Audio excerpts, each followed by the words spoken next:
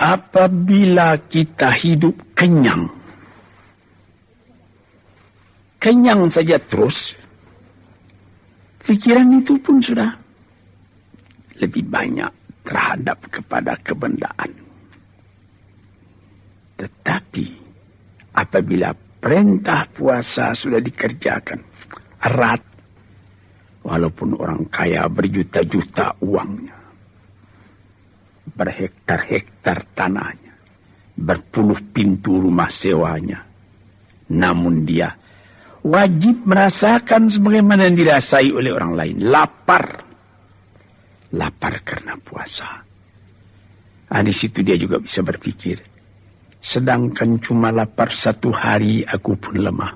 Bagaimanalah umat, bagaimanalah rakyat, bagaimanalah kaumku yang kadang makan kadang tidak, mencari sesuap pagi sesuap petang, bukan main susahnya.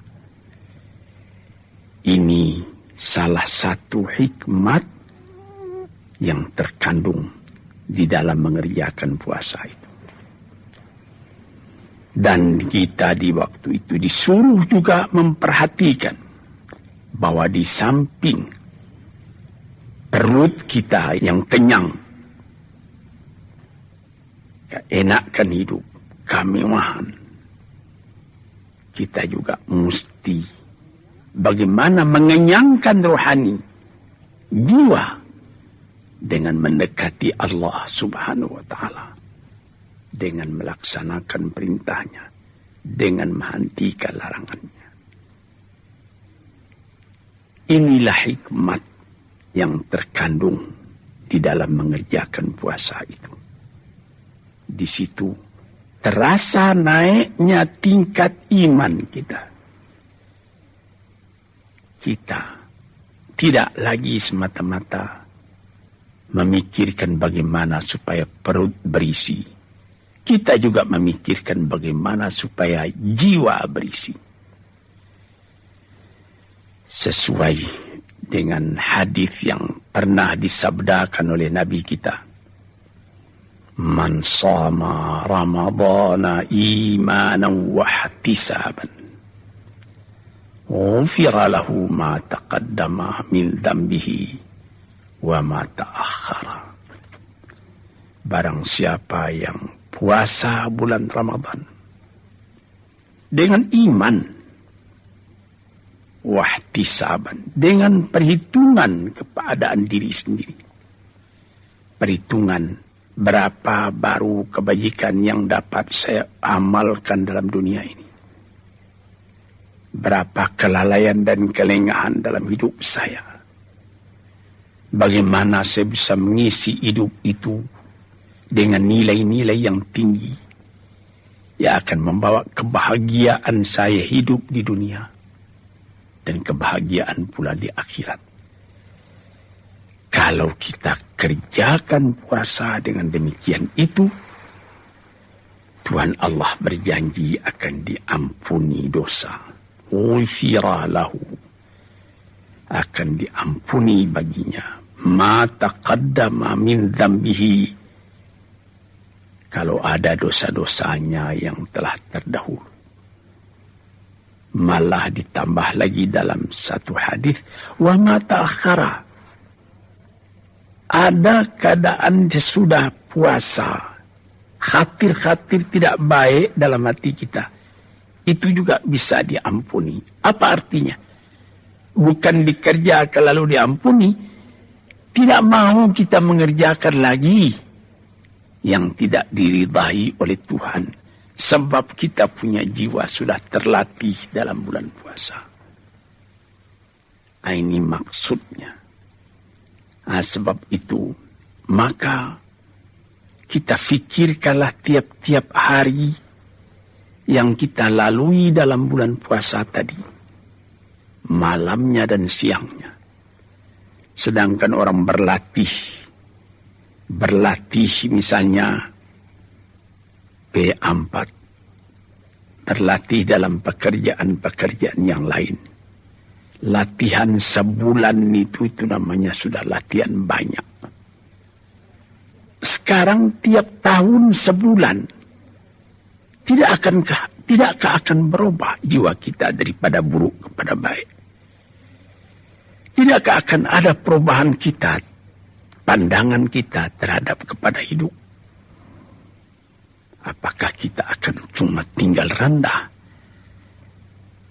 Tidak ada kesadaran, tidak ada keinsafan bahwa hidup yang sejati itu ialah kebersihan jiwa.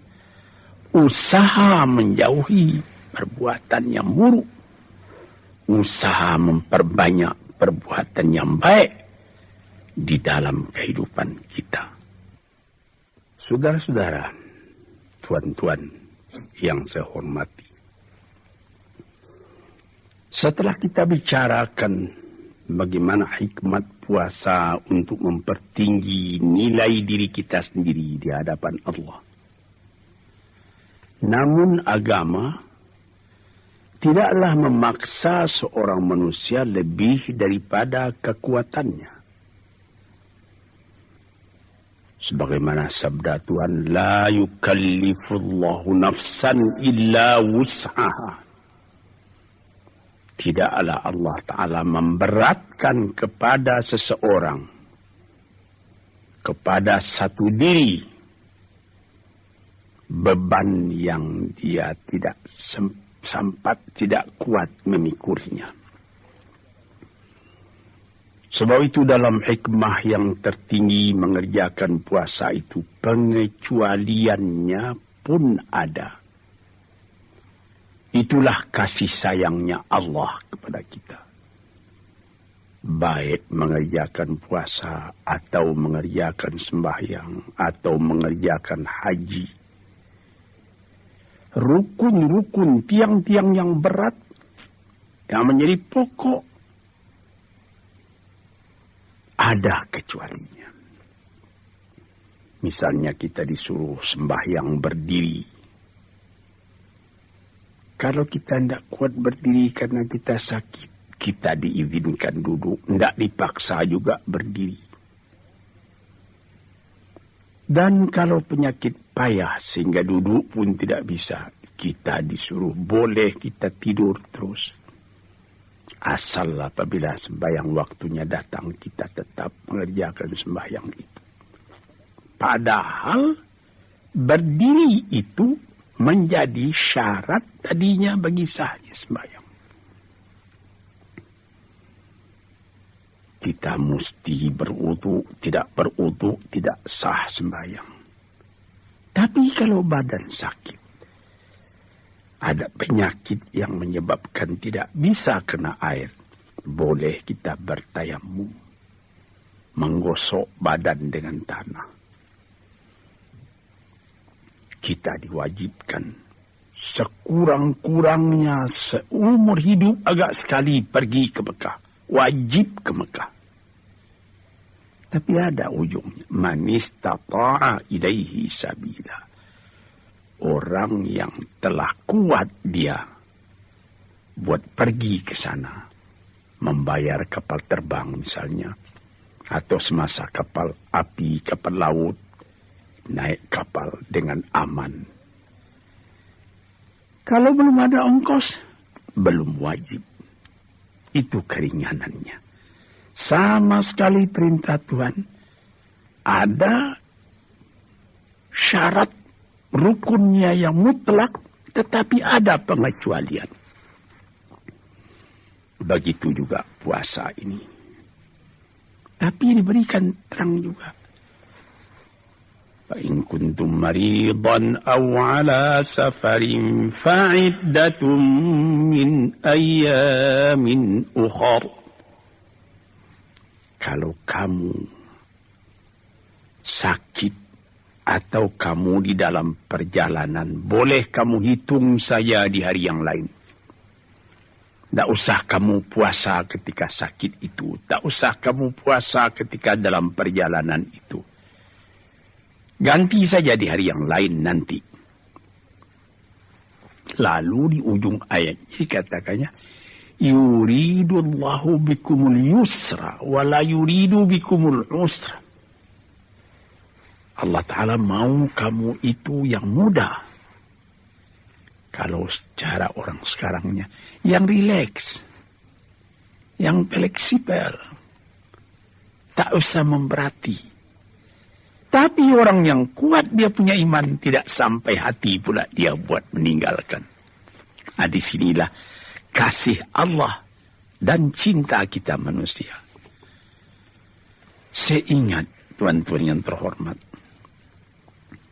ayah saya sendiri, beliau terkenal seorang alim besar, seorang ulama, seorang sufi. Kawan saya, Dr. Ali Akbar, yang mengobat beliau waktu itu, memberikan advice kepadanya, Abuya ini tidak usah puasa lagi. Dalam Al-Quran pun sudah boleh Buya melepaskan puasa. Buya sudah tidak kuat lagi. Beliau diam saja. Dan beliau terus puasa. Sehabis puasa, dokter datang ke rumahnya. Melihat beliau. Beliau kelihatan gembira. Apa katanya? Ali Akbar, Abuya masih puasa lagi. Ya kan sudah boleh Buya lepaskan. Benar. Tetapi Ali Akbar katanya, sedangkan puasa-puasa yang sunat tidak sanggup Buya mengerjakan sepenuhnya. Sekarang yang wajib itu pula akan Buya tinggalkan. Tidak sampai hati Buya katanya.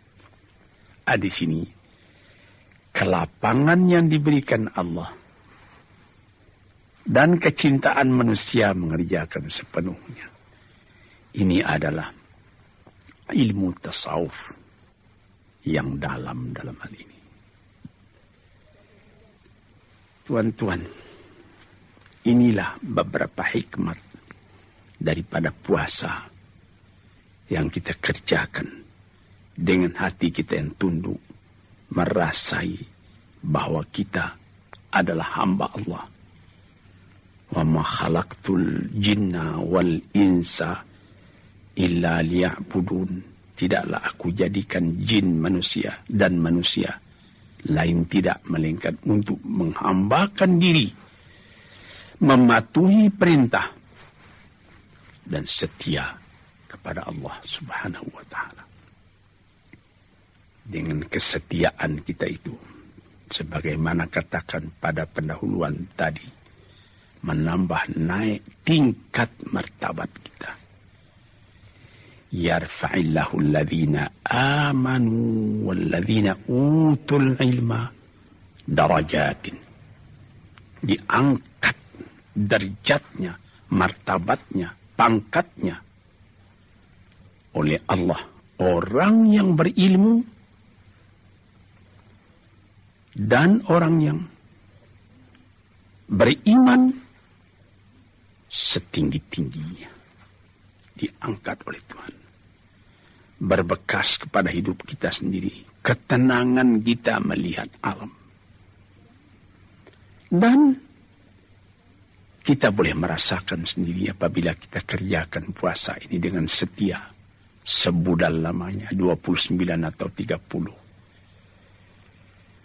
Fajar menyingsing, matahari pun naik, langit lebih cerah, orang berkerumun pergi sembahyang ke tempat beribadat. Baik ke tanah lapang yang luas atau ke dalam masjid yang besar. Setelah selesai mengerjakan sembahyang, mendengarkan khutbah, kita bersalam-salaman antara satu sama lain. Tidak meminta maaf kepada orang, tetapi memberi maaf. Memberi. Disinilah terasanya halawatul iman. Manisnya iman kepada Allah. Berat dipikul, ringan dijinjing. Langit ditengadah, bukit didaki, lurah diterjuni. Dicari ridha Allah Subhanahu wa ta'ala dalam alam ini.